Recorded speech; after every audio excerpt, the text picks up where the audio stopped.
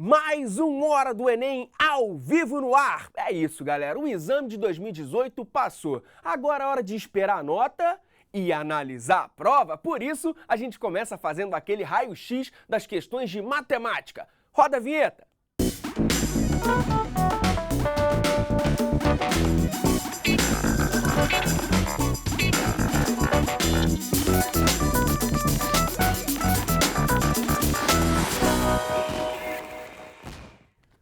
Hora do Enem ao vivo, de olho nas questões de matemática. Nosso comentarista de hoje é o professor Wagner Dias. E aí, professor? Tudo bom, meu amigo? Estamos aí. Seja bem-vindo. Agora aqui, né, que passou a prova, né, o segundo dia de prova, tá um pouco mais tranquilo, né, deu uma desacelerada, tá bem, né? É aquela história, né? A missão tem que estar cumprida. É isso aí. Deram a missão, a garotada já foi lá, missão cumprida. Agora é relaxar, aguardar a nota e comentar um pouquinho aí. Perfeito. Bom, e aí, professor, quais são as primeiras impressões da prova? Assim, o que você achou, de forma geral?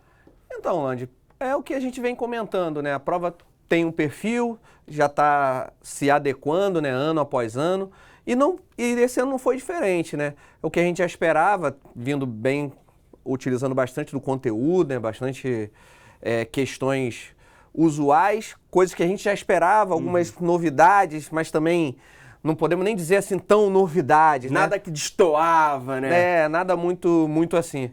O que a gente pode chamar de atenção é que não tivemos mais aquelas questões fáceis, aquelas que Muito você simples. Você olha e responde, tirando uma ou outra, né? Aquela questãozinha do bloquinho, do Minecraft e tudo mais, aquela ali precisava apenas de uma questão de visão espacial, mas não era lá muito difícil. Entendi. Mas as demais, sempre precisando de muita conta, aquilo que a gente já está acostumado mesmo com o Enem. Então manteve o padrão, né? Manteve o padrão, textos Beleza. longos, contextualização, aquelas contextualizações que às vezes eram muito gritantes, dessa vez foi mais adequada, eles tiveram uma prova bem elaborada, bonitinha, Entendi. vamos dizer assim. Redondinha. Do jeito que a gente gosta, né? Perfeito. Muitos gráficos, tabelas. Gráficos, tabelas, estatística aparecendo, probabilidade, nada muito diferente. O padrão mesmo seguiu, né?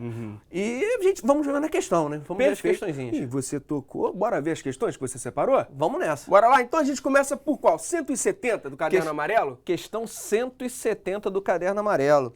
E aí, por que você separou essa questão, professor? Essa questão é uma questão que envolve trigonometria, né? Que é um dos assuntos que a gente vai comentar bastante hoje, trigonometria. Sim. E eu achei que ela teve uma pegadinha, né? Um bom aluno tinha que ter, além do conhecimento técnico, precisava estar atento à pegadinha da questão, de modo geral. E qual era a pegadinha? Foi a questão das voltinhas, é isso? Exatamente. O texto fala o seguinte: para decorar um cilindro reto será usada uma faixa retangular de papel transparente, na qual está desenhada em negrito uma diagonal que forma 30 graus com a borda inferior. Fala o raio, 6 sobre π, e pede o valor da altura do cilindro. Então eu comentei isso aqui nas nossas aulas, nos nossos programas, eu comentei sobre comprimento da circunferência. Né? Então o estudante precisava observar que era a área lateral daquele cilindro, usava o comprimento da circunferência, pegava os dados e desenvolvia.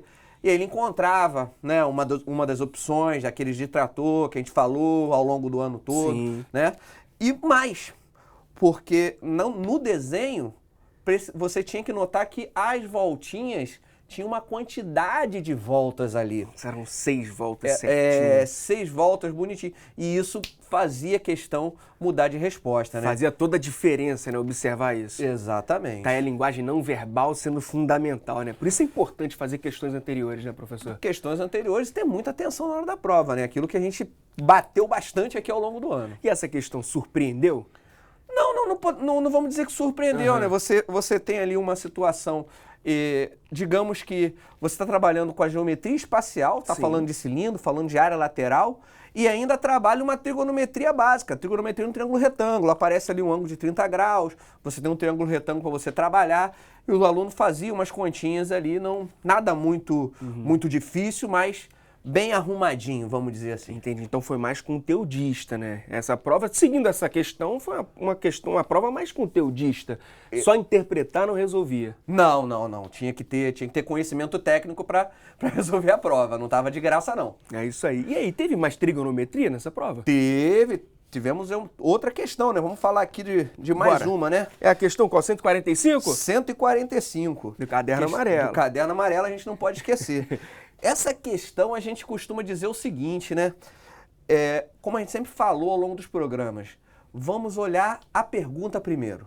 E aí, ele queria a expressão de uma função, né? E aí, é aquela questão que o aluno já olha e já fica meio assustado. A resposta está em função aí? Função seno, cosseno, seno com cosseno. Então, ele precisava do conhecimento técnico mesmo, né? Tinha que saber qual era a cara da função seno, qual era a cara da função cosseno para poder trabalhar. Sem contar que foi uma questão de uma página inteira, né, professor? Exatamente. Questão de página inteira, contava uma história de roda gigante que, no fim das contas, servia para muito pouco. Entendi. A questão, né? Então, era uma questão que necessitava que o aluno tivesse o conhecimento técnico. Tinha que saber como que escreve uma função trigonométrica, no caso aqui da função seno, né, ou cosseno, observar os pontos de máximo e mínimo dessa função. O professor Vitor Israel, no aulão de sexta-feira, ele até comentou. E aí, algum estudante perguntou para ele, professor, o que pode cair de funções trigonométricas? O que é indispensável que a gente saiba?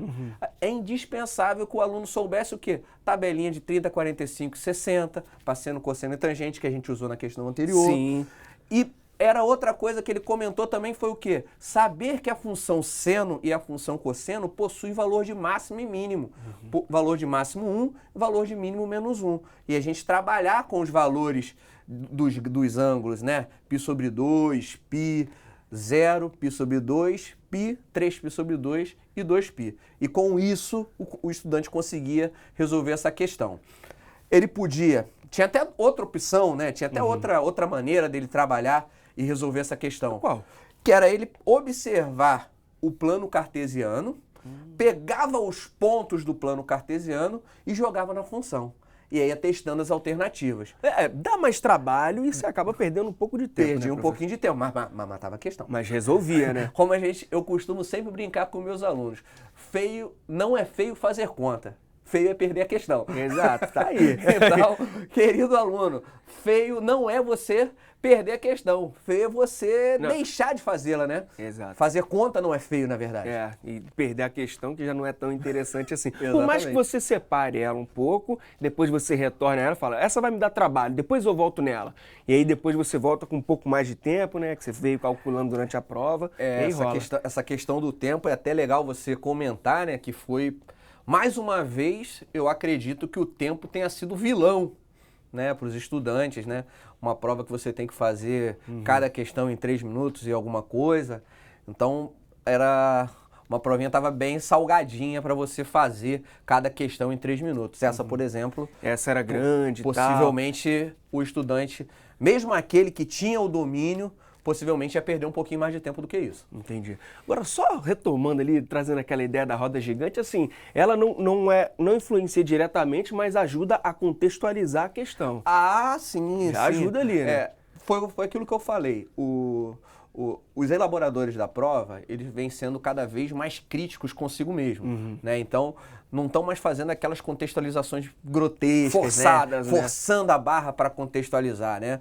E estão pegando situações nas quais a gente vê as coisas acontecendo, né? Então, essa questão da roda gigante, o ponto que se move, ele descreve a curva mesmo, na qual se assemelha a esses pontos que eles estão dizendo aqui, mostrando no gráfico. Escala de mapas, assim, também era outra maneira de contextualizar, né? Sim. Acredito até que...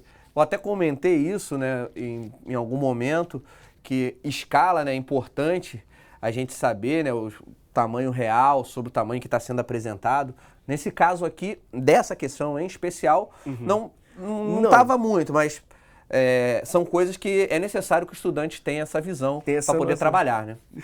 Bom, as questões, então, só para fechar essa ideia de contextualização, estavam bem contextualizadas. Tivemos questões bem contextualizadas, tivemos ainda Posso comentar aqui, o professor Cristiano comentou ontem aquela questão da matriz, né? Sim. Era uma questão que foi uma novidade, digamos assim, mas bem contextualizada, né? Ele falava a história lá do banco, né? Dos bancos, transferência de dinheiro e tudo mais. Então, os elaboradores das questões estão tendo essa preocupação em fazer com que os estudantes se coloquem dentro do problema, né? É o que eu sempre falo para os meus alunos quando eu estou dando aula, que você tem que se colocar no problema que está sendo apresentado para você.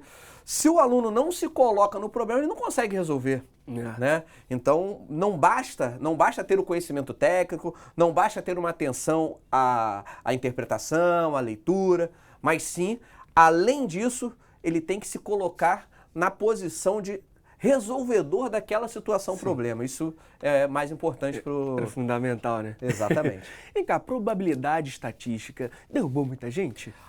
Olha, podemos dizer que probabilidade estatística apareceu nas mesmas condições, mesmas proporções, né? Eu percebi algumas questões que a probabilidade ela não veio tão direta, né? Questões muito trabalhosas que não bastava, vou acabar sendo repetitivo, mas não bastava que o estudante soubesse que a probabilidade era casos favoráveis sobre casos possíveis. Ele não encontrava a informação ali direto, né? Os números. Ele tinha que observar tudo e, em algumas questões, ele tinha ainda que testar opções, né? Muito trabalhosa a prova. Provavelmente, eu vou até te digo até o número dela aqui. Na verdade, eu tô com a prova cinza, mas na prova cinza ela apareceu aqui, prova 146, né, no caderno cinza. A gente está aqui com o caderno amarelo como referência, mas por um acaso eu tô com a prova cinza aqui, a 146 da prova cinza. Era uma questão que exigia do candidato muito trabalho para resolver probabilidade. Né? Tinha que seguir um caminho, né? Resolver uma etapa, depois ir para outra etapa, para chegar, enfim, à probabilidade que estava sendo pedida. Exatamente. Bacana. Bom, a galera tinha que se garantir nas fáceis para poder ter esse tempo disponível para as difíceis, né? Exatamente. A gente sempre fala, né? Pega a prova e vai começar a resolver. Vai começar a resolver, vai encontrar uma fácil, vai fazer aquela que o estudante percebeu que ela ia dar um pouquinho mais de trabalho, ele pulou, né? O problema é quando o estudante olha assim, poxa, essa eu vou pular. E a outra? Vou pular também. Não dá. Isso que é um problema grande, né? Eu não aconselho a fazer isso sempre. Não aconselho fazer isso, mas era uma coisa que poderia acontecer, porque por mais que elas estivessem até simples de entender, elas davam muito trabalho para resolver. Entendi. Então, era, como eu sempre falo... Como? O tempo você ia ter que correr atrás. Ia ter que correr atrás. E fazer conta não é vergonha de maneira nenhuma. É isso aí. Bom, a gente tem falado muito sobre o que os estudantes, né, os participantes acharam da prova, mas você com certeza tem um grupo no WhatsApp, tem um grupo de professores. Eu quero saber se vocês, professores, entre vocês, a prova veio dentro do que vocês esperavam, veio bonita, agradou todo mundo? Tá tudo certo? Então, Lange, o que a gente tem conversado é o seguinte: nós percebemos uma prova que manteve o seu padrão estrutural, questões dos cinco campos de conhecimento da matemática, operações em números, probabilidade estatística, geometria, né? Veio contemplando todos esses aspectos. E no critério de dificuldade das questões ou complexidade, uma parte eu já falei no bloco anterior, que foi a questão das contextualizações. As contextualizações, os elaboradores, eles estão mais preocupados com isso, né? Então, as contextualizações vieram a contento. Agora, uma outra situação que a gente tem que perceber é com o grau de dificuldade e facilidade das questões, né? Porque a gente vinha observando algumas questões muito diretas, né? Tirando uma questão ou outra nessa prova, que era você olhar e responder. Sim, tem exceções, tem jeito, né? Isso não foi fato comum nessa prova, né? mesmo as questões fáceis, aquela que você lia e já tinha a condição do que iria fazer para resolver as questões. Mesmo você lendo e já tendo a habilidade para resolver, muitas das vezes essa habilidade para resolver dava trabalho, despendia tempo, né? Então, a gente consegue perceber que nós não tivemos mais aquelas questões fáceis. Por outro lado, a gente também não teve aquelas questões extremamente difíceis. Encontraram uma média ali, né? Eles estão... A gente pode dizer que eles estão também se adequando, né? Porque, você vê, deram mais tempo de prova. Então, está se adequando para o estudante não ficar naquela situação de ficar reclamando do tempo, que não deu tempo. Mas isso, eles ainda não conseguiram acertar de vez. O tempo ainda, acredito que foi um vilão para a prova. Entendi, bacana. Bom, então vamos continuar analisando questões. Você separou mais algumas para esse bloco, mais algumas né? questõezinhas aí. Bora para a primeira? A primeira é 160 do caderno amarelo. Exatamente. A gente vai trabalhar agora, como eu falei, vieram questões simples. Então, essa questão 160 é uma dessas que eu considero bem fácil, né? Mas que, ainda assim, mesmo sendo fácil, o estudante tinha que ter atenção ali para fazer as continhas. Era uma situação de números inteiros. Não era difícil de resolver a questão. Mas qual era a ideia da questão? Falava o quê? Que um edifício tem a numeração dos andares, iniciando no térreo e continuando no primeiro, segundo, terceiro, até o último andar. Uma criança entrou no elevador e, tocando no painel, seguiu uma sequência de andares, parando, abrindo e fechando a porta em diversos andares. A partir de onde entrou a criança, o elevador subiu 7 andares, em seguida desceu 10. Depois desceu mais 13, subiu 9, desce 4 e aí para no 5º andar. Ou seja, você está fazendo uma operação com números inteiros. Soma, subtrai, soma, subtrai. E o que pedia na questão? Pedia qual era o último andar do edifício. Então, o estudante montava uma equaçãozinha, né? Começava usando aquele X que ele tanto adora, que eu gosto de usar o W, né? Para dar aquela moral para mim. Wagner, né? W de Wagner. Mas o estudante usava aquele X, ia fazendo, montava uma equaçãozinha e chegava à resposta sem grande dificuldade.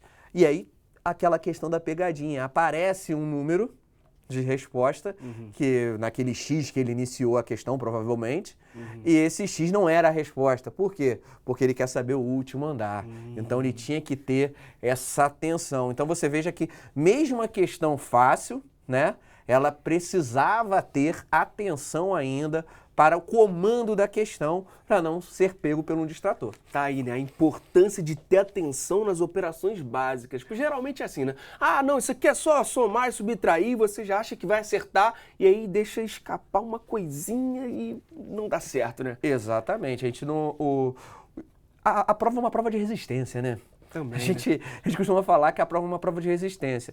Então, e elas são também equilibradas de acordo com as suas cores e tudo mais. Sim. Então, a gente acredita que o estudante, por isso a ideia de pular aquelas questões que ele acha que vai dar mais trabalho, são mais difíceis, para ele não perder muito tempo com elas e tá com a cabeça ainda em condições de resolver essas questões fáceis e não ser pego. É isso aí, ter atenção ali tá perfeita, né? Exatamente. Boa, então bora seguir para a próxima questão? Vamos para a próxima. Vamos lá, 150 do caderno amarelo. Questão 150.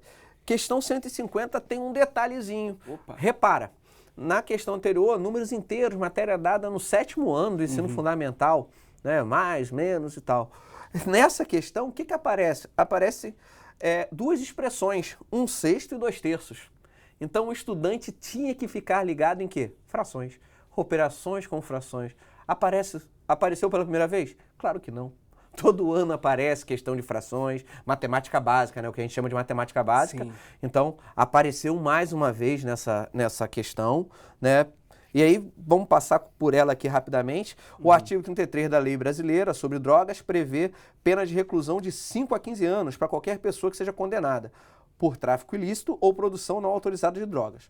Entretanto, caso o condenado seja réu primário com bons antecedentes criminais, essa pena pode sofrer uma redução de 1/6 a 2/3. Suponha que o réu primário com bons antecedentes criminais foi condenado pelo artigo 33 da Lei Brasileira sobre Drogas. Após o benefício da redução da pena, sua pena poderá variar de... E aí tinha lá as opções, né? o que o estudante tinha que prestar atenção? Pois é, quais habilidades ele necessitava? Ele tinha que fazer conversão. Primeira coisa é fazer conversão de unidade, né? Porque tá falando de 5 a 15 anos e nas opções você tem lá 1 ano e 8 meses, 12 anos e 6 meses, 1 ano e 8 meses e 5 anos, 3 anos e 4 meses a 10 anos. Ou seja, a questão ela vem falando em anos e depois aparece em meses. Então o estudante tinha que ficar ligado que 1 ano tem 12 meses. Sim. Né? Fazer uma conversão, né, dos 5 anos e 15 anos e prestar atenção no quê? Porque ele quer o valor mínimo e depois o máximo, né? Para onde vai, qual vai ser a variação. Ele tinha que fazer as duas variações, né? A variação de 1/3 até 2/6. Aliás, 1/3, 1/6 e 2/3. Troquei a ordem aqui, o denominador, né? 1/6 e 2/3. Então ele tinha que fazer as duas opções para os dois e verificar aonde que estaria a variação da pena, né? Desde que ele fosse beneficiado pelo artigo 33 da lei brasileira. Pois é, a gente não pode ignorar os conhecimentos aí básicos de matemática de forma alguma, né? Os conhecimentos lá do ensino fundamental, de jeito nenhum. De jeito nenhum. É interessante ainda falar que a prova, como eu vou ficar repetitivo, né? Mas é interessante que ele vem apresentando um artigo de lei, né? Prova de matemática. Então, vem apresentando artigo de lei. Pertinente, importante falar, né? Nos dias de hoje, né? A gente falar de leis, dos direitos e tudo mais, né? Então, eu acredito que percebo uma questão bem bonitinha também. Você acha que poderia confundir o candidato que está falando de drogas e tudo mais? Não. Não, nesse aspecto não. Eu acho que o que poderia confundir era se o estudante pegasse apenas uma das frações. Né? A pegadinha dessa questão seria se ele pegasse uma das frações apenas e fizesse apenas uma conta, né? Na verdade, duas, porque tem o mínimo e o máximo da pena. Bom, né? Você também separou uma questão cascuda, assim, bonita, que daria orgulho, né? Fala aí. Aquela questão que eu gostaria de ter feito, né? Perfeito. A gente enquanto professor de matemática, a gente gosta muito das provas de matemática pela elegância dela, né? Então, se tem uma questão que eu gostaria de ter elaborado, é essa questão que a gente vai falar agora, que é a questão 166. Caderno amarelo. Caderno amarelo, isso é importante, né? E por que você queria ter feito essa questão? Porque é um conteúdo que eu gosto bastante, né? Se trata de geometria analítica, né? É um conteúdo que, inclusive, eu vim trabalhando bastante com os meus alunos, desde distância de pontos, plano cartesiano. A propósito, apareceu na prova com uma certa repetição, né, vamos dizer assim, várias questões aparecendo o plano cartesiano, onde o estudante tem que observar o eixo X, o eixo Y. Mas nesse caso em especial, ela pede que o aluno observasse duas situações, né? Uma que era a quantidade de pontos que ele queria fazer. Também repara que a contextualização está presente mais uma vez, né? E o aluno tinha que perceber que a reta ou a circunferência que dava mais pontos. A reta dava menos pontos e a circunferência dava mais pontos. E aí eles queriam o quê? O máximo de pontos? Ele queria o máximo de pontos. Então, o estudante, se ele fosse direto, por exemplo, para as alternativas, ele já eliminava algumas alternativas. Se ele soubesse identificar, né? Se ele identificasse, obviamente, a equação de uma reta e a equação da circunferência. Tinha que saber identificar, né? Então, saber identificar a condição de reta. Então, repara que aquilo que eu falei no primeiro bloco, que é o estudante ter o conhecimento específico da matéria, se faz muito importante. Então, reforça aquela ideia que você me perguntou, da prova ter sido conteudista. Ela não deixou de ser conteudista, muito pelo contrário, ela aumentou a questão de conteúdos e a abrangência dos conteúdos dela. E, por sua vez, abrangendo os conteúdos e com uma contextualização adequada. Isso é muito bonito, né? Bacana. É uma questão que eu gostaria realmente de fazer. Beleza. Aí ali ele só tinha que identificar isso e tal, e aí ele tinha que prestar atenção em quais pontos passava e tudo mais. Exatamente, né? Porque no primeiro momento ele observa que poderia chegar, ter 2 ou 3 circunferências possíveis de ser construídas dadas as condições do problema, que era passar pela origem, passar pelos pontos que ele queria, ponto A em especial. E ele podia ter construído 3 circunferências diferentes, mas cada uma dessas 3 circunferências daria uma pontuação também distinta, né?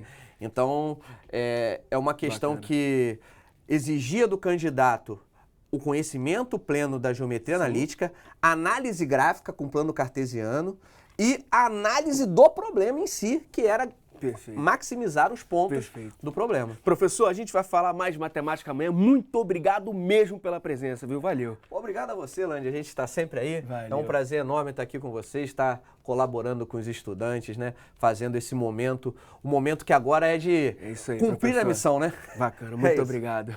Bom, Hora do Enem fica por aqui, mas amanhã às 6 da tarde a gente volta ao vivo com mais matemática. Até lá! Vim lá do Nordeste, uma cidade chamada Santa Luzia, bem interiorzinho. Eu disse, vou buscar meu sonho no Rio de Janeiro, que é a arte cênica. E hoje eu tô aqui fazendo 3 anos já, agora vou trabalhar, consegui um emprego. Eu disse, amanhã eu já começo. É uma sensação de dever cumprido. Consegui fazer o Enem e consegui um emprego, então estou feliz.